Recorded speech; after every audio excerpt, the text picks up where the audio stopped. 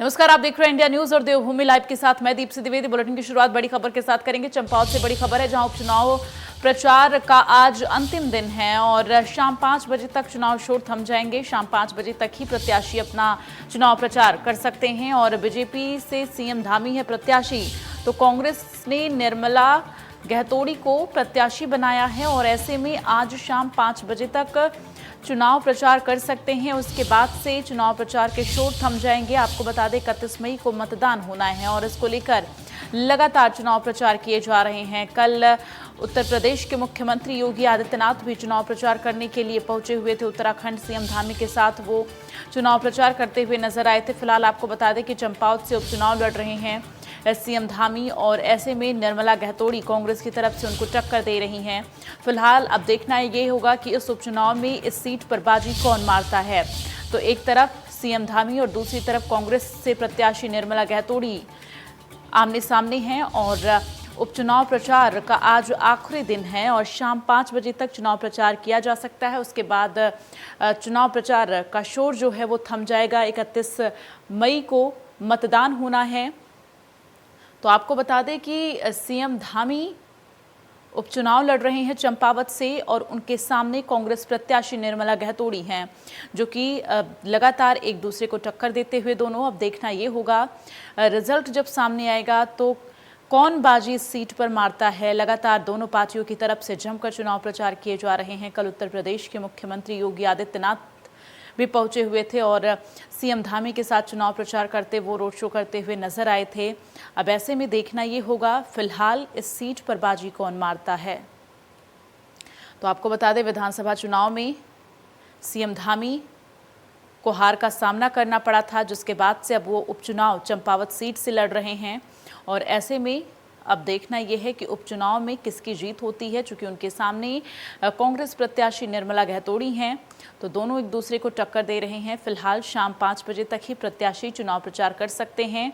BJP से प्रत्याशी हैं सीएम धामी और ऐसे में 5 बजे तक अब आज का समय है चुनाव प्रचार करने का। उसके बाद से चुनाव प्रचार का शोर जो है वो थम जाएगा और 31 मई को मतदान होना है। तो ऐसे में देखना ये होगा कि अब इस सीट पर कौन बाजी मारता है।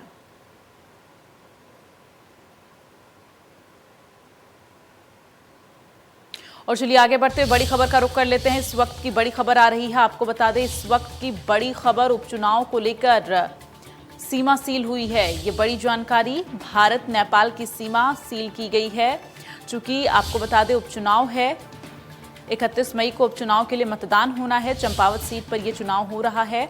तो 31 मई को शाम 7 बजे ये सीमा खुलेगी और ऐसे में एहतियातन के तौर पर सुरक्षा व्यवस्था को पुख्ता करने के तौर पर भारत नेपाल सीमा को फिलहाल सील किया गया है और उपचुनाव को लेकर ये कार्रवाई हुई है। तो आपको बता दें कि सीमा को सील कर दिया गया है। दरअसल उपचुनाव को लेकर लगातार प्रशासन जो है वो सख्त है और पूरे सुरक्षा व्यवस्था का जायजा इस समय लिया जा रहा है।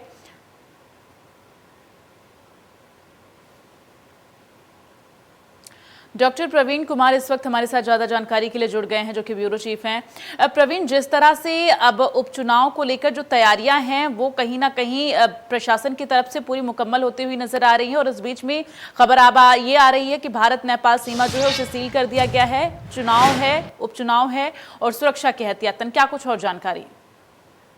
देखिए, आज शाम चुनाव प्रचार का शोर जो है वो थम जाएगा। काफी महत्वपूर्ण चुनाव है ये चंपावत उपचुनाव। यहाँ से मुख्यमंत्री खुद अपने भाग्य आजमा रहे हैं, क्योंकि खटीमा से पुष्कर सिंह धामी पिछली बार हार गए थे चुनाव, इसलिए जो कैलाश गहतोड़ी ने उनके लिए ये सीट छोड़ी है और मुख्यमंत्री पुष्कर सिंह धामी खुद चुनावी मैदान में है।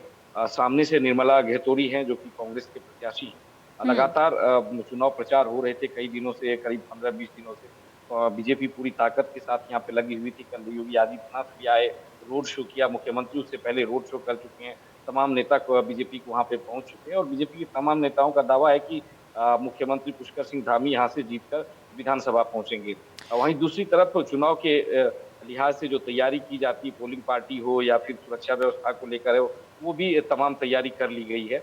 एहतियातन जो चंपावत और नेपाल के बॉर्डर हैं, भारत और नेपाल के बॉर्डर, उसको सील कर दिया गया है जिस दिन मतदान है उस शाम 31 तारीख के शाम 7 बजे तक के लिए। और चप्पे चप्पे पर सुरक्षा व्यवस्था के लिए जो काम किए गए हैं, पुलिस को लगाए गए हैं। और बिल्कुल अब प्रवीण, जिस चूंकि तरह से लगातार चुनाव प्रचार किया जा रहा है, कल उत्तर प्रदेश के मुख्यमंत्री योगी आदित्यनाथ भी चुनाव प्रचार करने के लिए पहुंचे हुए थे। वो सीएम धामी के लिए वोट मांग रहे थे और चुनाव प्रचार करते हुए नजर आए थे। इन सब के बीच अगर हम जिक्र करें तो निर्मला गैतोड़ी और सीएम धामी के बीच किस तरह का टक्कर नजर आ रहा है? देखिए, मुख्यमंत्री कहीं से चुनाव अगर लड़ता है तो वो उसका मैसेज बहुत बड़ा होता है, हम्म। क्योंकि पुष्कर सिंह धामी अभी वर्तमान में मुख्यमंत्री है और चंपावत के तमाम लोगों को जो वहाँ के अपने जनप्रतिनिधि चुनेंगे, उनके लिए एक सामने ऑप्शन है कि एक विधायक को वो चुनना चाहते हैं या मुख्यमंत्री को चुनना चाहते हैं। तो और यही चीजें देखने को भी मिली है चंपावत क्षेत्र में। तमाम लोग ये कहते हैं कि डबल इंजन की जब सरकार होती है तो राज्य का विकास होता है, और किसी भी क्षेत्र के प्रतिनिधि अगर मंत्री या मुख्यमंत्री हो तो बेहतर विकास होता है। तो यहाँ पे मुख्यमंत्री बनाम एक विधायक की लड़ाई है। तो आप समझ सकते हैं क्या लड़ाई रही होगी। दूसरी बात, कांग्रेस की तरफ से वो जो एक तरह से जो आक्रामक रवैया नहीं देखा गया चुनाव प्रचार के दौरान भी। टिकट वितरण में भी निर्मला गैतोरी को पहली बार उतारा गया। यहाँ से जो परंपरागत कैंडिडेट थे हिमेश खरकवाल, कहा जाता है कि वो चुनाव लड़ने से मना कर दिया था, उसके बाद निर्मला को टिकट दिया गया। तो ये सारी चीजें हैं यहाँ पर। और अब तो मतदान 31 तारीख को है, और जब रिजल्ट आएगा तो तमाम चीजें सामने आ बिल्कुल, जाएंगी। ऐसे में प्रवीण, हमने देखा बीते दिनों जब 5 राज्यों में चुनाव संपन्न हुए, 4 राज्यों में बीजेपी की जो है सरकार बनी है। लेकिन अगर हम देखें उत्तर प्रदेश, उत्तराखंड, गोवा, ये तमाम वो राज्य हैं जहां पर वही मुख्यमंत्री फिर से रिपीट किए गए हैं। लेकिन अगर जो ये उपचुनाव हो रहा है, यहाँ पर अगर हार का सामना करना पड़ता है सीएम धामी को, तो किस तरह की परिस्थितियां हो सकती हैं? देखिए, जो पिछला जो चुनाव हुआ उसमें पुष्कर सिंह धामी के चेहरे को आगे रखा गया था। युवा मुख्यमंत्री के नेतृत्व में चुनाव लड़ा गया था, और पुष्कर सिंह धामी अपने क्षेत्र में एक समय नहीं दे पाए थे, क्योंकि 70 विधानसभा में उनको चुनाव प्रचार करना था, उनकी तैयारी देखनी थी। यही वजह है कि पुष्कर सिंह धामी वहां से हार गए थे। अब चूंकि पुष्कर सिंह धामी चुनावी मैदान में है और उन्होंने एक ऐसे सीट का चयन किया है, हालांकि 7-8 विधानसभा क्षेत्र से जो विधायक थे वो उनके लिए सीट छोड़ने को तैयार थे, लेकिन उन्होंने चंपावत को का चयन किया है। तो कहीं ना कहीं इसके रणनीतिक कारण भी है। वहाँ की जो स्थानीय भौगोलिक स्थिति है, पिथौरागढ़ से मुख्यमंत्री खुद आते हैं, जो खटीमा जहाँ से चुनाव हार गए थे और 2 बार से विधायक पहले रहे हैं, उसके बॉर्डर से लगा हुआ ये सीट है। तो मुख्यमंत्री ने बेहद ही समझकर, पार्टी के नेताओं ने सोच समझकर इस सीट का निर्णय लिया है। और उम्मीद ये की जा रही है, चर्चा यही है कि मुख्यमंत्री जीतकर आराम से पहुंचेंगे विधानसभा में। हारने जैसी बात अभी चूंकि नहीं कहा जा सकता, क्योंकि जिस तरह की रिपोर्ट आ रही है या फिर जिस तरह से वहां पे चीजें निकल के आ रही है, उसमें काफी मजबूत दिखते हैं। ठीक है, लेकिन इन सब के बीच आप जरा दर्शकों को ये भी बताएं प्रवीण कि वहां पर चंपावत में ये उपचुनाव के लिए किस तरह से प्रशासन की ओर से तैयारियां की गई हैं, और जिस दिन मतदान होना है किस तरह से वहां पर नियम जो है बनाए गए हैं और लोग जाकर मतदान कर सकते हैं? देखिए, जो चुनाव के नियम होते हैं वही यहाँ पर भी है। 200 मीटर के दायरे में जो है 144 धारा लागू होता है। इसके अलावा जो पोलिंग पार्टियां हैं उसको रवाना कर दिए जाएंगे आज शाम कल तक। और अलग अलग क्षेत्र में कोशिश ये होगी ज्यादा से ज्यादा वोट लोग निकल कर घर से करें, क्योंकि देखा ये जाता है कि जो आम चुनाव के दौरान तो लोग निकलते हैं वोटिंग करने के लिए, उपचुनाव में लोगों में उत्साह कम होता है। ठीक है, चलिए, तमाम जानकारी के लिए प्रवीण बहुत बहुत धन्यवाद, और आगे भी आपसे अपडेट लेते रहेंगे। चूंकि अभी आपको बता दें 31 मई को जो है मतदान होना है, देखना यह है इस सीट पर कौन बाजी मारता है। फिलहाल आगे बढ़ते बड़ी खबर का रुख करेंगे। इस वक्त की बड़ी खबर आ रही है, तो इस वक्त की ब्रेकिंग न्यूज आपको बता दें, 4 धाम में श्रद्धालुओं की मौतों का आंकड़ा लगातार बढ़ता जा रहा है। ये बड़ी जानकारी इस वक्त की आपको बता दें, अब तक 94 लोगों की जान जा चुकी है। 4 धाम में श्रद्धालुओं के मौतों का आंकड़ा दिन प्रतिदिन बढ़ता जा रहा है, और अब ये आंकड़ा बढ़ के 98 हो चुका है। 98 श्रद्धालुओं की मौत हो चुकी है। यमुनोत्री में 26 श्रद्धालुओं की जान जा चुकी है। केदारनाथ धाम में 47 श्रद्धालुओं की मौत हो चुकी है। इसके साथ ही बद्रीनाथ धाम में 20 श्रद्धालुओं की मौत हो चुकी है। तो ये आंकड़ा अब 98 पहुंच गया है। इसमें कुछ मौतें जो हैं कोरोना पॉजिटिव भी लोग पाए गए हैं जो मौतें हुई हैं। लेकिन लगातार आपको बता दें कि 4 धाम यात्रा जो श्रद्धालु करने पहुंच रहे हैं, यहाँ पर जो मौतों का सिलसिला है वो लगातार जारी है। तो 4 धाम में श्रद्धालुओं की मौतों का आंकड़ा बढ़ता जा रहा है। तो अब तक 98 श्रद्धालुओं की जान जा चुकी है यात्रा के दौरान। फिलहाल लगातार जिस तरह से मौत का आंकड़ा ये बढ़ रहा है तो कई बड़े सवाल भी खड़े हो रहे हैं। काशीपुर में बीते दिनों हुए हत्या का पर्दाफाश पुलिस ने कर दिया है। पत्नी ने ही प्रेमी के साथ मिलकर पति की हत्या को अंजाम दिया है। हत्या का खुलासा करते हुए एएसपी चंद्रमोहन ने कहा कि बीते 12 मई को मृतक की मां ने तहरीर देकर यह बताया था कि उसका पुत्र काशीपुर में अपने ससुराल में रहता था, जो बीते 30 अप्रैल को घर से कहीं लापता हो गया, जिसके बाद पुलिस ने गुमशुदगी की रिपोर्ट दर्ज की और मामले की जाँच शुरू की। जाँच में पुलिस ने पाया कि मृतक के पत्नी का उसके पड़ोसी से अवैध संबंध था, जिसकी वजह से दोनों ने षड्यंत्र रचकर घटना को अंजाम दिया।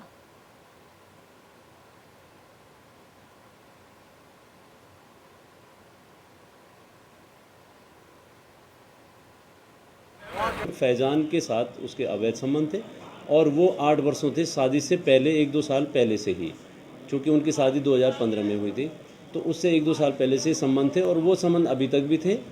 तो फैजान और उर्मिला देवी इन्होंने दोनों ने एक षड्यंत्र के तहत मुकेश को मारने का एक प्लान बनाया और उसमें फैजान ने ढेला नदी के पास ही मुकेश को बुलाया और वहाँ पर शराब पिलाई, जो 30 अप्रैल और 1 मई रात की घटना है। और जब उसे अत्यधिक शराब पिलाकर वो बहुत तेज नशे में हो गया तो उसके सिर पर डंडे से वार कर दिया और उसे इतना घायल कर दिया कि वो